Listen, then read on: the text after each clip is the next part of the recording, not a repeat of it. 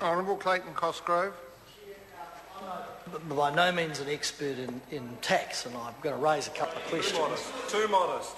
Well, I was going to, yeah, that's true, but I was going to call on John Hayes, who today, and the chair of the FEC in public session, made a magnificent job of running interference against the government. I hope Mr Hayes is going to take a call, sir, because I know it will be an outstanding contribution. He'll probably ask even more deep and penetrating questions than I could even think of. But could I just ask the Minister, given there is a trend, sir, and I won't widen the debate as per your instructions, but I just want to touch on 2 points. I'll just mention their names and move on. But there is a trend with this government, whether it be the aggravating factors bill, whether it be the student loan bill that's before the FEC, which we dealt with in public session today, and a part of this bill, which we of course support, where members get up and ask for evidence and rationale as to why the government has embarked on a particular course of action, and that doesn't arrive. And I won't go into those other bills because it wouldn't be appropriate. There'll be a time and a place for that, but we have seen evidence of that before a select committee today. And I think it is right and proper that when members raise concerns in respect of possible fiscal leakage, Mr Parker's already said that it would be interesting, sir, if the Minister wanted to provide evidence to perhaps allay our fears in respect as to this bill on the face of it, this particular issue, a levy I should say, not the bill, not increasing liquidity or reducing interest rates or adding any debt to capital markets. They are legitimate issues that the opposition raised, and it would be helpful, I think, for the Minister to provide, through his officials or whatever, some analysis and evidence of that, and I'd welcome it. I'd also ask another question, that is, if, given that the issue of levy is zero rated, the question arrives and therefore is effectively null and void, why you would still have the framework in place. Now again, I confess I'm not an expert in tax and there may be a logical reason for it, but it appears to me if the issue of levy is effectively redundant, it's zero rated, it has no relevance, then why was it a mistake?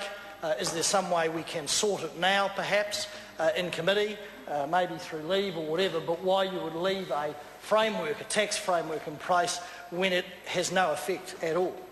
So I think there are some legitimate concerns here. I do reiterate Mr Parker's point that at a time when this government seems intent on sort of slashing and burning and clawing every dollar out of every particular department, desperate, doing a dash for cash, desperate for cash resources everywhere, and so-called savings and making cuts, that they would embark without some on this measure, which in effect could provide fiscal leakage, could weaken the tax base, without some pretty robust evidence that would not happen. Now, it may be, and I know the Minister's been in the job for, well, many, many, many years. He's probably the longest-serving Revenue Minister in the history of this country, possibly the history of any Commonwealth Parliament.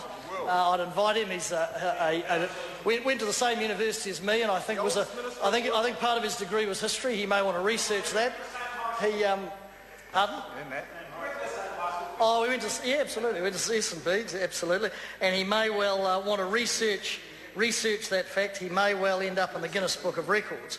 But I think generally this Minister has acted in a way which he does generally provide information to allay those concerns. But it is legitimate to ask those questions. But I'll just say this again, Mr Chairman. There is a trend coming into this government when they embark upon measures, and there will be a time and a different place, for instance, to talk about maybe the student loan bill and whether that's a good, whether it will actually return much cash to the taxpayer for the exorbitant costs it's going to cost to put it together or not, but that's for another day.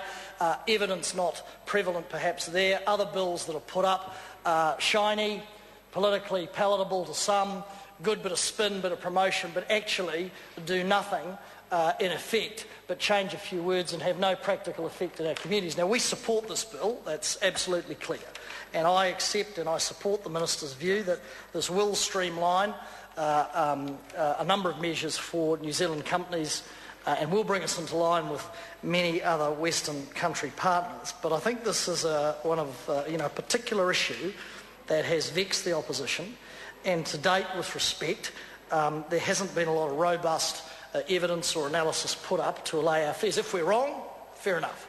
But if we're wrong, I think we owe it to the Parliament and to the community to allay those fears and ensure there's evidence on the table. Mr Chairman. Honourable Peter Dunn. Mr Chairman, I'm going to take a call at this point because I have another commitment very shortly which